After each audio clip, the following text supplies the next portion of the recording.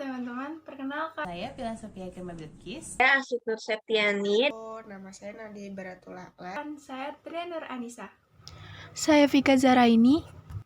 Kami merupakan seorang mahasiswi dari Universitas Muhammadiyah Tangerang. Bagaimana kabar teman-teman semua? Semoga dimanapun teman-teman berada, baik dari Sabang sampai Merauke, teman-teman semua selalu dalam keadaan sehat ya. Nah teman-teman, apakah kalian sudah menentukan ingin melanjutkan kuliah di universitas-universitas yang ada di Indonesia? Atau masih bingung ingin melanjutkan kuliah di mana? Nah, jika kalian masih pada bingung ingin melanjutkan kuliah di mana, di sini saya ingin memberikan referensi kepada kalian dan semoga bisa membantu dan bermanfaat untuk kalian semua. Mari kita simak video selanjutnya. Let's check it out. Selamat datang di Universitas Muhammadiyah Tangerang. Kampus Universitas Muhammadiyah Tangerang merupakan kampus terbesar di kota Tangerang loh. Kampus ini telah berdiri pada tahun 1993. Kampus ini bertepatan di Cikokol, kota Tangerang. Mau tahu bagaimana sejarah selanjutnya berdirinya Universitas Muhammadiyah Tangerang? Akan dijelaskan oleh Astrid Nur Septiani. Saya akan menjelaskan tentang sejarah UMT. Nah, pada tanggal 1 Juni 1993, STII Muhammadiyah Tangerang didirikan, yang merupakan salah satu amal perusahaan milik Persyarikatan Muhammadiyah di bawah naungan Majelis Pendidikan Tinggi, Penelitian dan Pengembangan Muhammadiyah berdasarkan Surat Keputusan Pimpinan Wilayah Muhammadiyah DKI Jakarta Nomor 1 ASKB 1992 tertanggal 10 November 1992. Seiring berjalannya waktu, menyusul pula berdirinya STAI Muhammadiyah Tangerang pada tahun 2000. Kemudian berdiri pula STIKES Muhammadiyah Tangerang tahun 2004. Ketiga, amal usaha Muhammadiyah tersebut di bawah naungan dan milik pimpinan daerah Muhammadiyah Kota Tangerang. Dengan meleburnya 3 sekolah tinggi yang akhirnya menjadi Universitas Muhammadiyah Tangerang ini, menjadikan semangat para founding father agar Universitas Muhammadiyah Tangerang mampu sejajar dengan PTN lainnya di sekitar Jabodetabek dan Banten khususnya. Nah, Universitas Muhammadiyah Tangerang ini merupakan PTN terbesar dengan jumlah siswa terbanyak di Provinsi Banten. Selain itu, agar terus menjaga kepercayaan masyarakat, Universitas Muhammadiyah Tangerang pada tahun 2015 telah menyandang akreditasi institusi program perguruan tinggi Badan Akreditasi Nasional Perguruan Tinggi dari BNPT. Hingga tahun 2020, kami secara konsisten terus meningkatkan kualitas dalam proses belajar mengajar dan kemuhammadiyahan di kampus Universitas Muhammadiyah Tangerang ini. Kami buktikan dengan terus melakukan pengembangan kampus. Pada tahun 2012 telah terdiri gedung perkuliahan 5 lantai, lalu disusul dengan tahun 2013 gedung perkuliahan 12 lantai, terus meningkatkan kepercayaan masyarakat terhadap Universitas Muhammadiyah Tangerang dan meningkatkan pendaftaran mahasiswa baru setiap tahunnya, mendorong kami untuk menambah sarana gedung perkuliahan yang baru. Lalu pada tahun 2018, Universitas Muhammadiyah Tangerang melakukan pembangunan gedung perkuliahan 19 lantai di samping gedung perkuliahan 12 lantai. Selain itu, untuk sarana perkuliahan gedung 19 lantai akan menjadi simbol ikon Muhammadiyah di Provinsi Banten yang akan diberi nama Gedung 1912 sesuai dengan tahun lahirnya Muhammadiyah. Daftar fakultas dan program studi di Universitas Muhammadiyah Tangerang. Yang pertama ada Fakultas Ekonomi dan Bisnis, terdiri dari akuntansi jenjang D3, manajemen jenjang S1, akuntansi jenjang S1, magister manajemen jenjang S2, dan magister akuntansi jenjang S2. Yang kedua ada Fakultas Teknik, terdiri dari teknik sipil, teknik mesin, teknik informatika, teknik industri, dan teknik elektro yang berjenjang S1. Yang ketiga ada Fakultas Keguruan dan Ilmu Pendidikan yang terdiri dari pendidikan matematika, pendidikan guru sekolah dasar, pendidikan guru anak usia dini, pendidikan bahasa Inggris, dan pendidikan bahasa dan sastra Indonesia yang berjenjang S1. Yang keempat ada Fakultas Ilmu Sosial dan Ilmu Politik yang terdiri dari ilmu pemerintahan dan ilmu komunikasi yang berjenjang S1. Yang kelima ada Fakultas Agama Islam yang terdiri dari pendidikan bahasa Arab, pendidikan agama Islam, perbankan syariah, hukum ekonomi syariah atau muamalah, dan magister pendidikan agama Islam. Yang keenam ada Fakultas Ilmu Kesehatan yang terdiri dari kebidanan, jenjang D3, bidan pendidik, jenjang D4, kebidanan, jenjang S1, ilmu keperawatan, jenjang S1, dan profesi nurse, pendidikan profesi bidan. Yang ketujuh ada Fakultas Hukum, terdiri dari ilmu hukum, jenjang S1, dan magister ilmu hukum, jenjang S2. Yang kedelapan, Fakultas Pariwisata dan Industri Kreatif, terdiri dari periklanan jenjang D3, transportasi jenjang S1, pariwisata jenjang S1, dan desain komunikasi visual jenjang S1.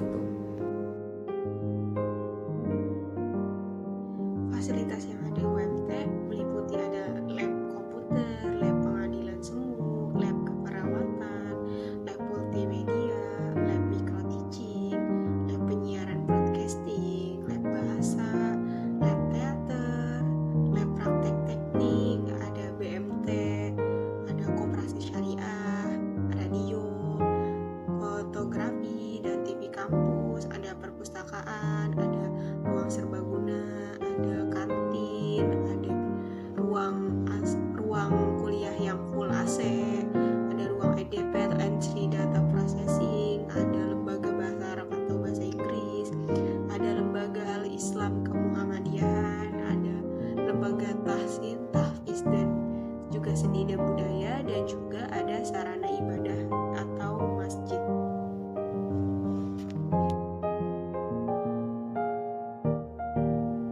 Assalamualaikum warahmatullahi wabarakatuh. Nama saya Nari Baratulala. Di sini saya akan menjelaskan apa saja UKM yang ada di UMT.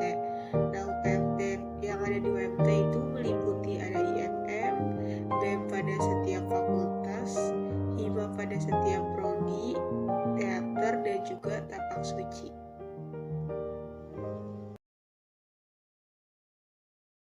Assalamualaikum anak-anak, gimana kabarnya hari ini?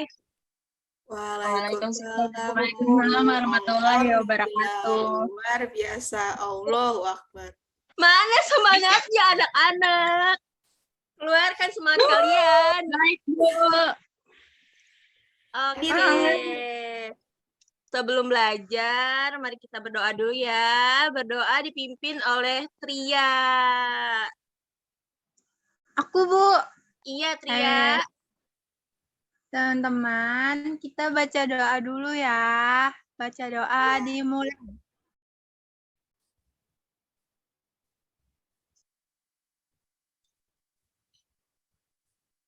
Baca doa selesai. Amin. Sudah. Amin. Makasih Tria sudah memimpin doa. Sekarang Ibu absen ya. Nadia hadir. Hadir, Bu. Sophie hadir. Hadir, Bu. Tria hadir. Hadir dong, Bu. Pika hadir nggak, Pika? Oke, berarti hadir semua ya. Alhamdulillah. Nah, di sini kita akan belajar tentang apa? Ayo tebak. Tentang tata surya bukan, Bu? Iya, Ibu. benar. Iya, kenapa Tria? Mas Sophie pakai kerudungnya warna pink. Sekolah sih pakai kerudung warna pink. Seragaman sama Iya, Bu. Kan beda sendiri, Bu, dia, Bu. Oh iya, kenapa Sophie kok pakai kerudung warna pink? Kan nggak boleh warna pink. Maaf ya, Bu, kerudung saya lagi dicuci sama ibu saya. Oh, lagi dicuci. Lain kali jangan pakai warna pink lagi ya. Iya, Bu. Nah, di sini Ibu ada bacaan nih. Siapa yang mau baca? Aku. Oke, Pika, yuk baca yuk. Yang lain di mute ya. Ya, Bu.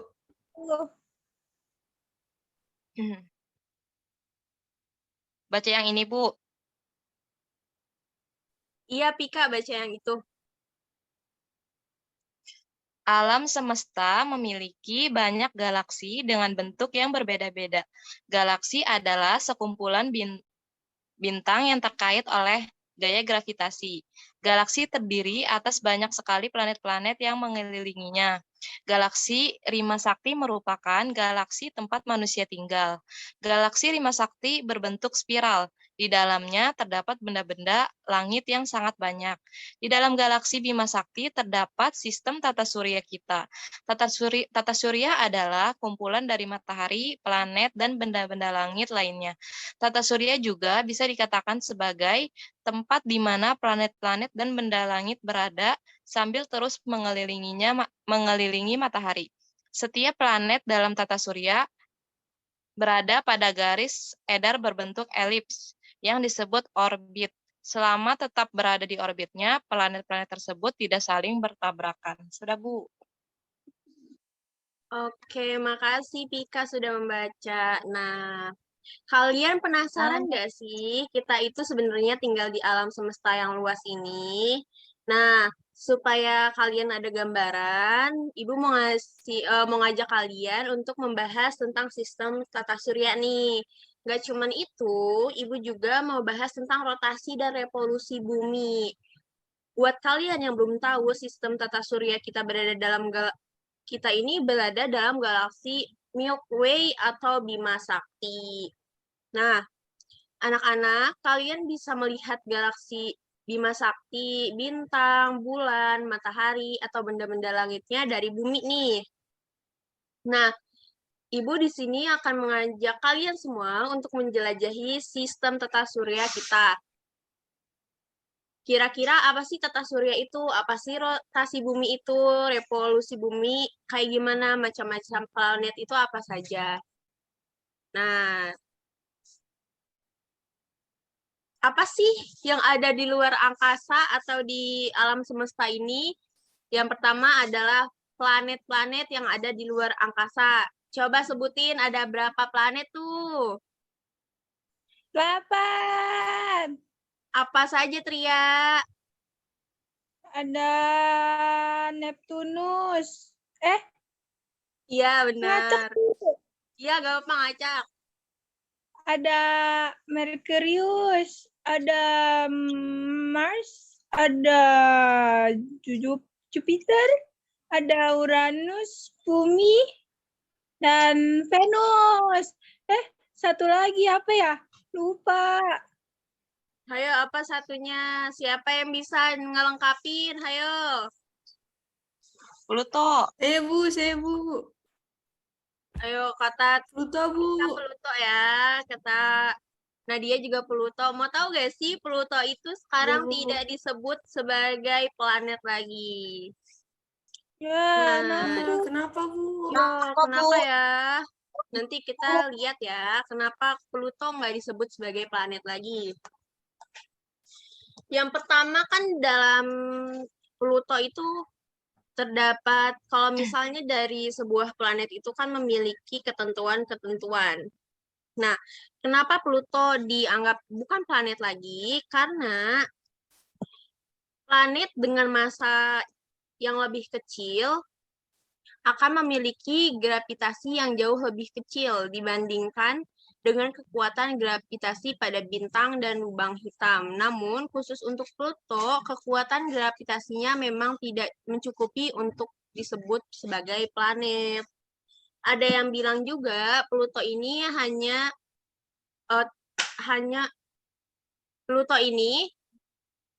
sebuah lingkaran debu yang memiliki bentuk seperti planet. Kita lanjut ya. Nih, ada fakta nih, fakta-fakta. Kenapa, Tria? emang debunya sebanyak apa sampai bisa membentuk planet? Wah, banyak bentuk dong, Tria. Kenapa, Pika? Iya, bentuknya gimana, Bu? Debunya? Kok Iya, bisa Bu. di... Nih, Oh, debu-debu yang disebut di sini tuh kan alam semesta ini luas ya. Kita juga Iya, debu Bu. yang ada, kalian tahu kan di rumah-rumah kalian sering ada debu. Nah, debunya itu kan kecil-kecil kan.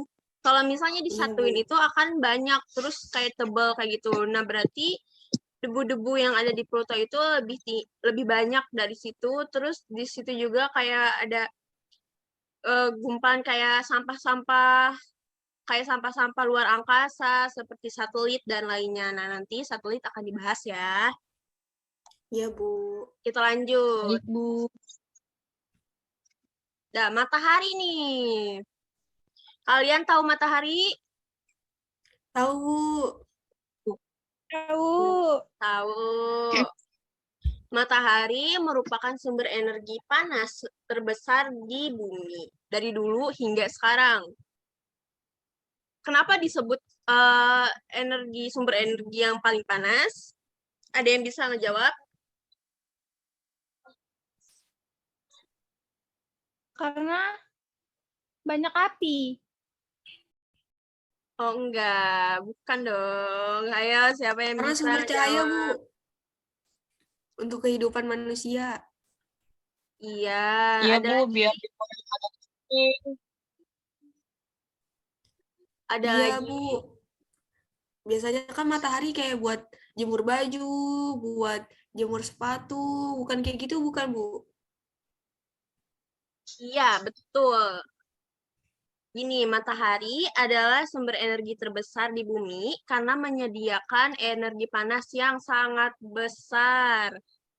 Nah, kenapa sangat besar? Karena kalau misalnya dari lampu itu kan ada wattnya ya, kecil. Terus kalau misalnya dari api, juga api di bumi ini tidak begitu panas gitu loh. Dibanding cahaya atau energi panas yang ada di matahari. Contohnya, kenapa matahari bisa melelehkan es yang ada di kutub, terus matahari bisa mengeringkan pakaian-pakaian yang ibu kalian jemur, nah kayak gitu.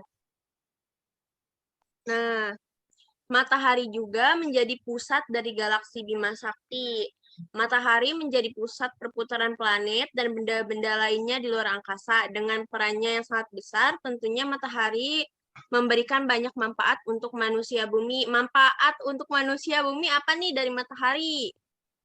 Jemur pakaian, Bu. Ya, Ayo, terus Bu. apa? Fotosintesis. Menjemur sepatu. Ya, terus apa? Iya, bener, Tria. Ada fotosintesis juga. Terus apa? apa ya, Bu? Bingung. Apa, ayo, Pika? Hmm, iya, Ayo. Bu, buat ngejemur gitu. Ya. Nah, jadi matahari adalah salah satu bintang dari 100 miliar lebih bintang lainnya di galaksi Bima Sakti. Berarti ada banyak dong. Nah, Iya, matahari Bu. ini terdiri dari zona dan lapisan. Bagian dalam matahari ada inti, zona radiasi, dan zona konvektif. Sedangkan pada bagian atmosfer matahari terdiri dari fotosfer, kromosfer, daerah transisi, dan korona. Ini corona bukan virus ya. Iya, Bu. Selanjutnya, ini ada planet-planet nih. Yang kita bahas dulu adalah apa yo? Ada Merkurius nih. Merkurius, Bu. Nah, siapa yang mau baca tentang Merkurius? Saya, Bu. Boleh, Nadia. Nadia, Bu. Ya, Merkurius. Merkurius adalah planet terkecil di tata surya sekaligus yang terdekat dari matahari. Periode revolusi planet ini merupakan periode yang terpendek dari semua planet di tata surya, yakni 87.790 hari. Nah, ciri-ciri dari Merkurius itu adalah yang pertama, Merkurius adalah planet terkecil dalam tata surya dan terletak paling dekat dengan matahari. Nah, yang kedua, bentuknya itu terlihat berubah-ubah seperti bulan karena pengaruh revolusi Merkurius. Yang ketiga, atmosfer Merkurius ini sangat tipis dan terdiri dari uap natrium dan kalium. Dan yang terakhir, Merkurius ini tidak mempunyai satelit. Sudah, Bu. Oke, makasih Nadia. Nah, planet yang Sama, Bu. pertama yang kita bahas adalah planet Merkurius. Planet ini terletak paling dekat dengan matahari dan termasuk yang paling kecil di antara planet lainnya. Besarnya itu nggak jauh dari bulan yang sering kita lihat ya. Nah, karena paling dekat dengan matahari, maka kebayangkan suhu di planet ini seperti apa? Panas banget nih. Merkurius itu mengelilingi matahari setiap 88 hari. Itu 88 hari itu dihitung di bumi ya. Nah, lama juga kan? Dan ternyata Iya, satu Bu. hari di Merkurius sama dengan 59 hari di bumi nih. Wah, berarti di sana itu panas sekali ya, Bu ya, Iya, panas planetnya. banget dong karena deket sama matahari. Kalian mau tinggal di Merkurius nggak? Tidak, Bu. Nggak, Bu.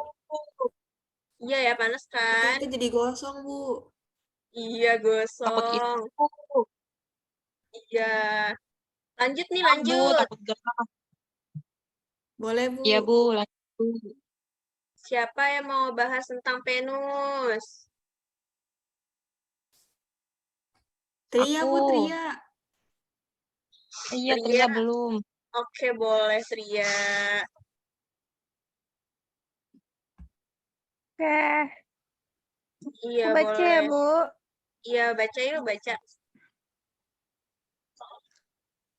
Planet Venus. Venus adalah planet terdekat kedua dari ketutupan matahari. Ketutupan lagi.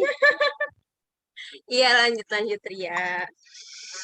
Venus adalah planet terdekat kedua dari matahari setelah Merkurius. Planet ini mengorbit matahari selama 24,7 hari bumi. Venus tidak memiliki satelit alami. Ciri-ciri planet Venus antara lain, Venus adalah planet yang paling dekat dengan bumi. Venus merupakan planet yang suhunya paling panas. Arah rotasi Venus berbeda dengan planet lainnya. Arah perputarannya searah dengan jarum jam, yaitu dari timur ke barat.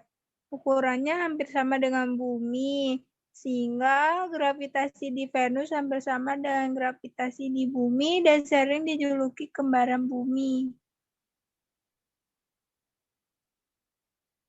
Oh, jadi kalau Venus itu kembaran bumi ya, Bu? Iya, kembaran bumi, tapi Venus tidak bisa ditinggali seperti bumi ya, karena suhunya yang sangat panas dan tidak bisa membuat manusia nyaman di sana. Emang kalian mau kepanasan setiap hari? Gak mau, Enggak, Bu. Bu. Udah enak di Bu. bumi, Bu. Iya. Berarti ukurannya sama dong, Bu, sama bumi. Iya, ukurannya sama nih kayak bumi. Iya, Tria tadi mau apa? Kan Venus kembarannya bumi. Iya. Tapi Venus tidak memiliki satelit. Kan kalau bumi punya satelit.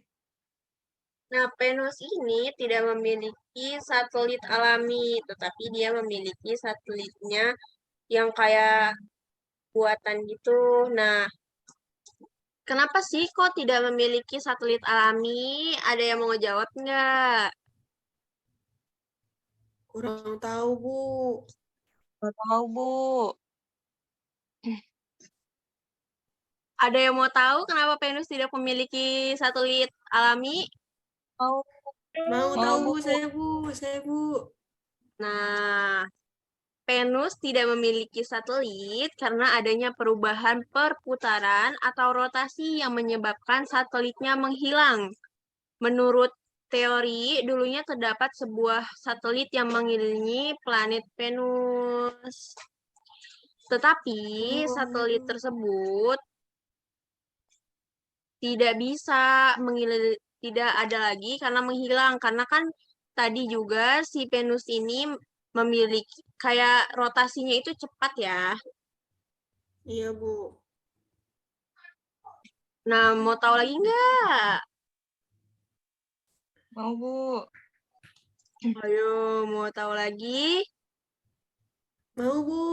Nah, oke. Nah, kenapa sih Venus ini tidak memiliki satelit alami? Nah, menurut teori, dulunya terdapat sebuah satelit yang mengelilingi planet Venus. Satelit ini muncul karena adanya benturan yang menyebabkan perpecahan. Itu kemudian menjadi satelitnya Venus. Kemudian terjadi lagi benturan yang mengakibatkan perubahan arah rotasi dari planet Venus, kemudian menyebabkan satelit itu menjadi menghilang. Begitu anak-anak. Oh, begitu, Bu. Berarti Ya. sebelumnya ada satelit ya, Bu, ya, di planet Venus itu? Ya, ada satelit, namun karena adanya benturan, jadi satelit tersebut menjadi menghilang. Nah, Oh, planet begitu. Venus ini, kalian sering ngedengar bintang kejora nggak sih, anak-anak? Oh, sering, Iya, Bu. Nah, Bintang kenapa apa tuh? bintang kejora? Ya, Nyanyi, Bu. Nyanyi, Bu. Bintang waduh, apa? nyanyi. Nyanyi, Ada ayo nyanyiannya, Pika, Bu. nyanyi. Ayo nyanyi, Pika. Bareng-bareng, Bu. Nyanyinya, Bu. Ayo, boleh, Kayak boleh. gimana? Oh, Pika dulu Ya. nyanyi. Kan yang lain nggak tahu. Ayo, Pika nyanyi. Bintang kecil di langit yang Langit biru. amat Apa? banyak Amat, Bu. Menghias menghias angkasa. Aku aku ingin ini terbang terbang dan dan menari jauh tinggi ke tempat kau berada. Yeay, tepuk tangan. Eh, Yeay. Oh, ya.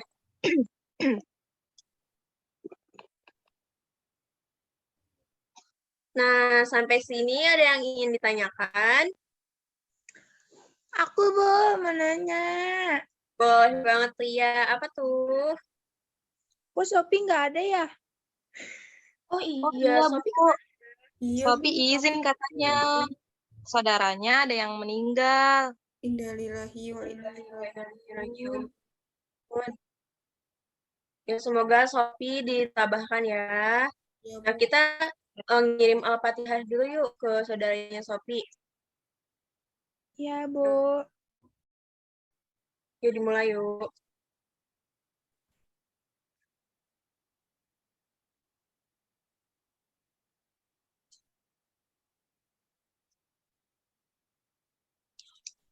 Amin. Udah, Bu. Amin. Nah, yuk kita lanjut yuk. Ada yang ingin ditanyakan? Aku, Bu. Boleh, Ria. Apa tuh? Menunya apa tuh? Aku mau nanya. Kan planet-planet Ibu jelasin kan mereka saling berkeliling buat ngelilingin Ya. matahari. Tapi kok mereka nggak senggol-senggolan ya, nggak bertabrakan gitu, Bu. Kenapa ya, Bu?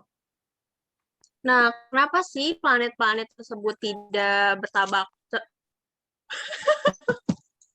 Bertabrakan, tolong ini. Bu. Bertabrakan, nah ya. Kenapa sih planet-planet tersebut tidak bertabrakan walaupun jumlahnya sangat banyak? Nah, karena planet-planet tersebut memiliki lintas edar sendiri-sendiri nih yang berbentuk elips. Nah, arah planet mengelilingi matahari berlawanan dengan arah perputaran jarum jam. Jadi mereka memiliki apa, Tria? Garis edaran. Iya, lintas edar sendiri. Udah paham, Tria? Sudah, Bu. Ada yang ingin ditanyakan lagi? Ibu, aku mau bertanya, Bu. Boleh, Pika. Mau nanya Ibu, apa aku nih? juga nanti mau nanya, Ibu. Boleh, Pika dulu ya. Kenapa bumi bisa menjadi planet yang dapat ditinggali oleh makhluk hidup? Kenapa tuh, Bu? Karena posisi bumi tidak dekat dengan matahari, sehingga cukup mendapatkan panas, dan juga posisi bumi tidak begitu jauh dari matahari. Nah, jadi tidak mengalami pendinginan yang sangat dingin. Kedua, bumi memiliki kadar air yang tinggi yang berperan penting dalam kelangsungan hidup manusia. Nah, jadi kan di bumi banyak dong airnya tuh. Kan di bumi itu lebih banyak air dibanding daratan. Begitu, Kak. Oh, gitu, Bu. Baik, Bu. Terima kasih ya, Bu. Bu, aku mau nanya, Sama-sama, Bu. Kak. Boleh, Nadia mau nanya apa? Kan katanya tuh di berita tuh kita tuh sebenarnya bisa tinggal di Mars ya, Bu. Emang itu benar ya, Bu? Di Mars, Iya, Bu. itu kan baru ini ya, baru kayak pembahasan doang, belum dibetulkan bahwa itu kita bisa tinggal di Mars atau tidaknya. Nah, kan di Mars yang kalian tahu, Mars itu adalah planet apa coba? Yang tadi loh, planet Terapa, Bu? Mars. Terbesar. No. Mars itu merupakan planet terdekat dari matahari. Jadi, planet tersebut pasti bakalan panas, jauh lebih panas dari bumi. Nah,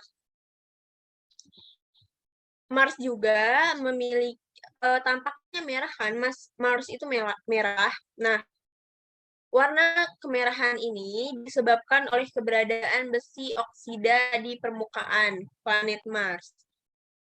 Nah, planet Mars ini juga merupakan adalah planet bebatuan dengan atmosfer yang sangat tipis. Nah, jadi kalau misalnya dia atmosfernya tipis, terus dekat dengan matahari, berarti kan radiasinya lebih besar ya. Nah, terus juga planet Mars ini, di permukaan planet Mars ini terdapat kawah, gunung berapi, lembah, gurun, dan tudung es. Dan periode rotasi dan siklus musim Mars mirip dengan bumi, tetapi belum layak untuk ditinggali manusia. Tapi jika Mars bisa ditinggali manusia, mungkin itu ada penelitian lebih lanjut. Jadi kita sering baca aja, nanti ada nggak sih kalau Mars itu boleh nggak sih boleh ditinggalin oleh manusia atau enggak? Oke, Bu. Nah, Makasih, Bu. kan selain ada matahari berarti ada bulan. Kalian ada yang ingin kalian tahu nggak sih tentang bulan? Mau, Bu. Fungsinya bulan itu apa sih, Bu? Iya, terus ada lagi?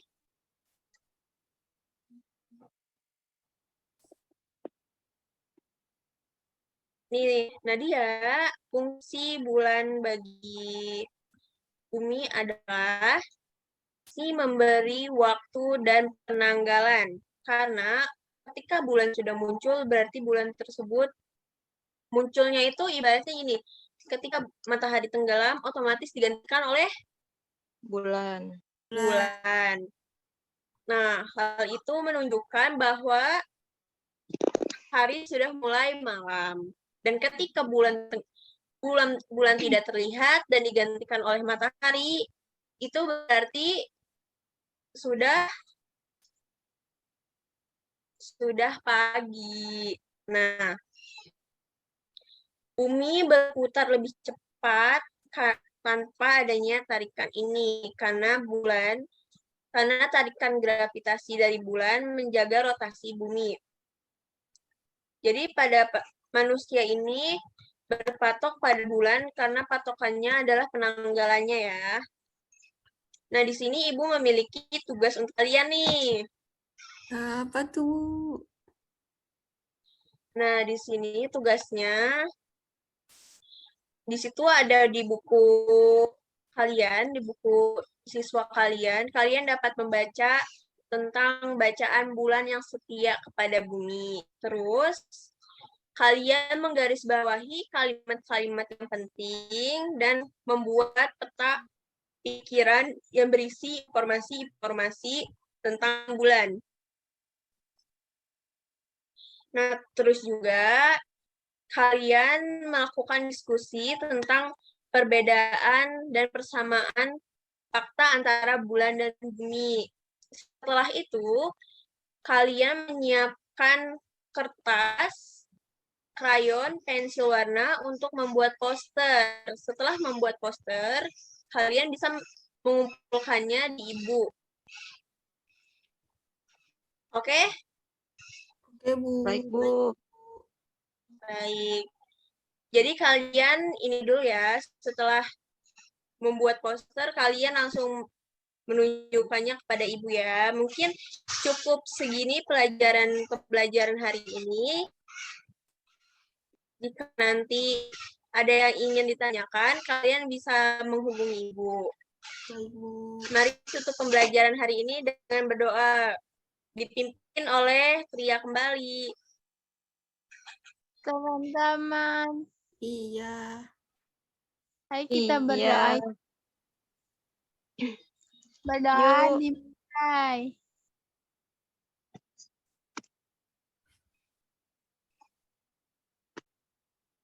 Amin. Guys, selesai. Jangan lupa ya, tugasnya dikumpulkan untuk hari ini. Terima kasih. Jangan lupa belajar di rumah, oke? Baik, Bu. Iya, Bu. Ya, Assalamualaikum. Waalaikumsalam. Waalaikumsalam warahmatullahi wabarakatuh. Terima kasih, Bu Astrid. Ya, sama-sama.